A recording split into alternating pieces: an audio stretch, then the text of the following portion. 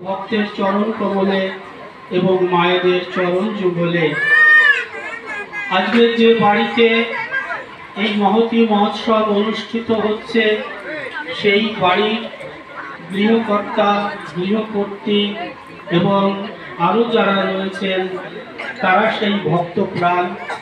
কেমন ভক্ত ইতিপূর্বে আপনারা বিভিন্ন আলোচনার মাধ্যমে জেনেছেন, তাই তার পুনরাবৃত্তি করছি না, কারণ তাদের কথা আমি বলে বোঝাতে পারবো না।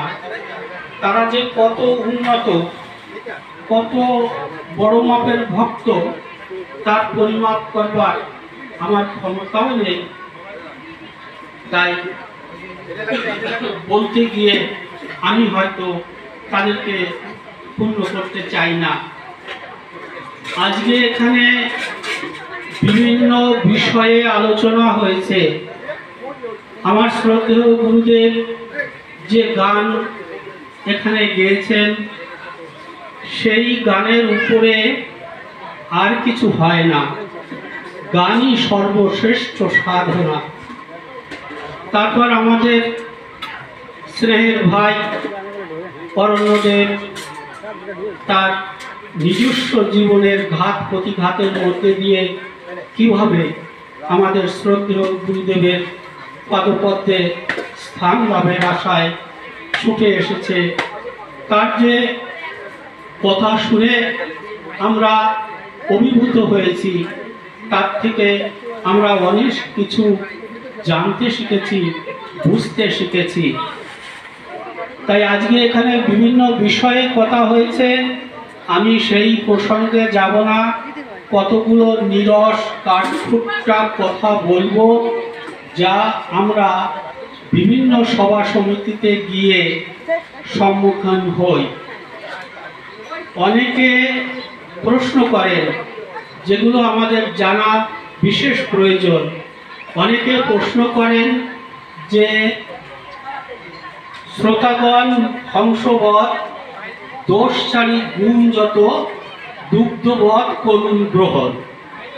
তারা বলে লীলামৃতের সব কথা সত্য নয়, যেটা মিথ্যে সেটা বাদ দিতে হবে, যেটা সত্য রাজহাঁসের মতো জল বাদ দিয়ে দুধটুকু নিতে হবে।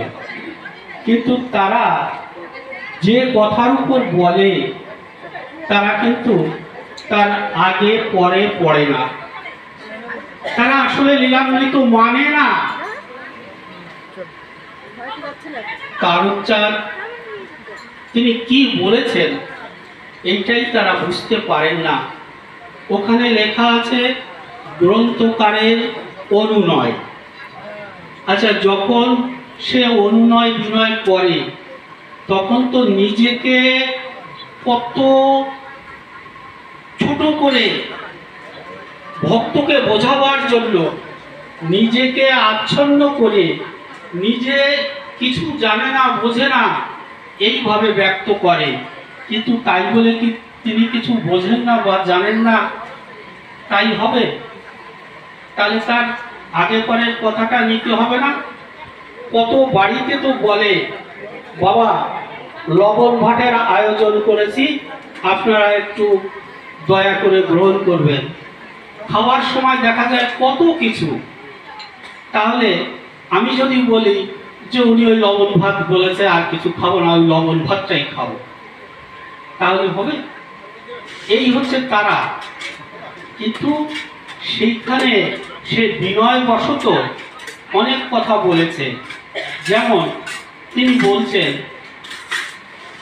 সেই মতো লিখি পুঁথি হরিচাঁদ লীলা গীতি রাম কার্য মার্জারের ন্যায়। মানে তিনি একটা কাঠবিড়ালি। রাম যখন সেতু বন্ধন করেছিলেন, কাঠবিড়ালি ওই একটু একটু গায়ে ধুলো নিয়ে সেইখানে তিনি ছড়িয়ে দিয়েছিলেন ওই বাঁধ বাঁধার কাজে। তাহলে উনি কি কাঠবিড়ালির মতো ক্ষুদ্র? যদি ওই কথা ধরতে হয় তাহলে এই কথাও ধরতে হবে। তিনি তো বিনয়বশত বলছেন। তিনি যে কি, তিনি তারক রসরাজ, তিনি তারক ভাগবত, তিনি কবি চূড়ামণি, তিনি জীবন্ত ভগবান। হরি বল, হরি বল। সেই মানুষের কথা, তার বিনয়বশত যে কথা বলেছে তুমি সেইটাকে ধরলে, কিন্তু মূল তথ্য সত্য তাকে তুমি নিলে না। তারক গোসাইয়ের বাড়ির পাশে একজন সাধু এসব পুরো কুম্ভক করে এতটা উঁচুতে বসে চুপচাপ বসে আছে। তারক গোসাইয়ের বাড়ি মহোৎসব হচ্ছিল, সমস্ত ভক্তগণ এসে ঘিরে ধরেছে। তারক গোসাই এসে দেখে একটা লোক নাই। তখন বলছে, কি ব্যাপার, সবাই কোথায় গেল?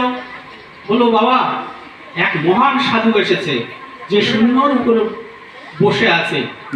ও তাই, চলো তো দেখি, আমাকে নিয়ে চলো। তখন গেছে এবং তারক গোসাই গলায় কাপড় দিয়ে, ওই সাধু এতটা উঁচুতে বসে আছে, তিনি তার থেকেও শূন্যের উপর এত উঁচুতে দাঁড়িয়ে গলায় কাপড় দিয়ে বলছে, হে মহাত্ম, তোমরা আজ তুমি কোথা থেকে এসেছো জানি না, তবে আমার খুব সৌভাগ্য, আমার বাড়িতে আজ মহোৎসব, দয়া করে আপনার পায়ের ধুলো দিয়ে একটু প্রসাদ দিবেন। সাধু কথা বলতে পারছে না, কথা বললেই পড়ে যাবে। এবার সবাই বলছে, এই দেখ দেখ, আমাদের গোসাই উঁচু হয়ে দাঁড়িয়ে কথা বলছে, আর এই সাধু কথা বলতে পারছে না। চল চল, আমরা এখানে কেন এসেছি, চল বাবার ওখানে চল।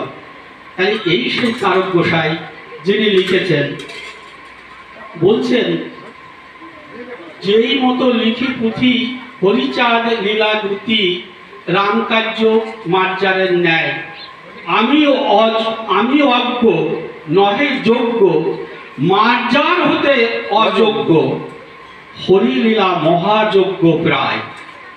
তাহলে হরিলীলা কি? মহাযজ্ঞ, সেই লীলা। আর নিজেকে তিনি বিনয়বশত মার্জারেরও অযোগ্য বলছেন। তাহলে আমরা যদি ওই কথা ধরি, অন্যরা যেমন এই কথা ধরছে, তাহলে এই বিনয় করে কি বলতে হয় এ বোধ তাদের নেই। বলছে, সজ্জনের দয়াগুণ, হরিচাঁদ লীলাগুণ, প্রকাশিয়া সেগুন গাওয়ায়। তাহলে এইখানে কি বললেন, যে সজ্জনের দয়াগুণ, যেমন দশরথ, মৃত্যুঞ্জয়, গোলক, তারা তো তাকে এই গুণ, এই দয়া করেছে, আর হরিচাঁদ নিজে তাকে দয়া করেছে। তাই সজ্জনের দয়াগুণ, হরিচাঁদ লীলাগুণ, প্রকাশিয়া সেগুন গাওয়ায়। তাহলে সেই গুণ কে গাওয়াচ্ছে? ভক্তরা আর স্বয়ং হরিচাঁদ। তাহলে তার কোন কথাটা সত্য, কোন কথাটা মিথ্যে? প্রত্যেকটা কথাই অভ্রান্ত সত্য, কিন্তু তিনি বিনয় বশত বলছেন। কি বলছেন?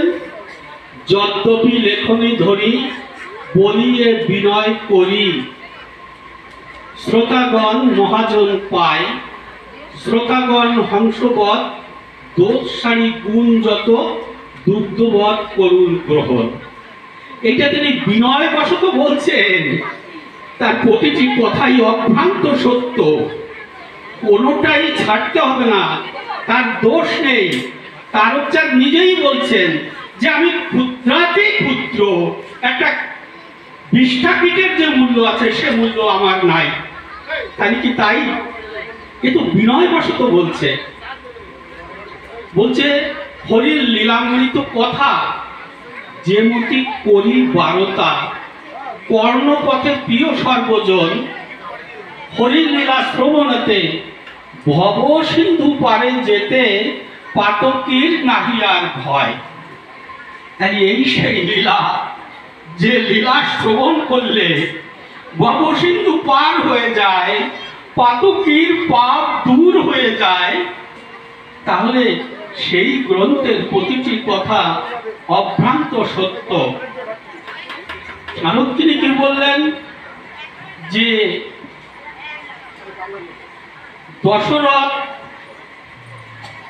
হীরামন, মহানন্দ, শ্রীলোচন, রামকান্ত, যশমন্ত পদে, গুরুচাঁদ, গুরুচাঁদ, কৃপালেশে কৃপালেশ, গোলকচাঁদ, নৃসিংহ বেশ, তারকচাঁদ, রচকায় সাধে, রচকা ভয় সাধে। তাহলে এই যে কথা, এই কথাগুলো আমাদের প্রত্যেককে ধাতস্থ এবং কণ্ঠস্থ করতে হবে।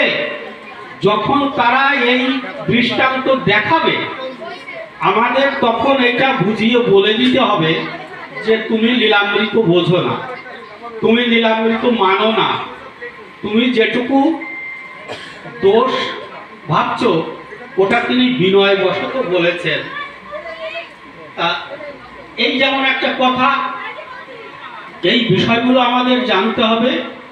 আবার আমি এই তারকনগরে গিয়েও শুনেছিলাম একজন অল্প বয়সী ছেলে, সে হরিলীলামৃত, তার মহাসংকীর্তন, হরিসংকীর্তন তার মুখস্থ। তারা ওই চেয়ারে বসে, ওখানে বসে আছে, আমাদের ভক্তরাও আছে, তো আলোচনা করছে। সে প্রশ্ন করেছে যে এই ঠাকুর ঘরে একমাত্র শান্তি হরির মূর্তি থাকবে, আর সবার মূর্তি তো থাকা উচিত না, থাকে কেন? এবার আমাদের ভারতী মামি আর অন্যান্য সবাই ছিল এমত অবস্থায়, আমি গেছি, বলছে এবার তোমার যা আলোচনা এখানে এনার কাছে শোনো। তাই আসলে তখন গান হচ্ছে, তা আমি বললাম এখন যদি আমি এখানে আলোচনা করি আর পাশে গান হচ্ছে ডিস্টার্ব হবে। আমি বললাম তুমি থাকো, সব আলোচনা হবে। কিন্তু সে চলে গেল। কিন্তু আমাদের জানতে হবে যদি কেউ এই কথা বলে তার জবাব দেব কিভাবে। আচ্ছা, একটা বাড়িতে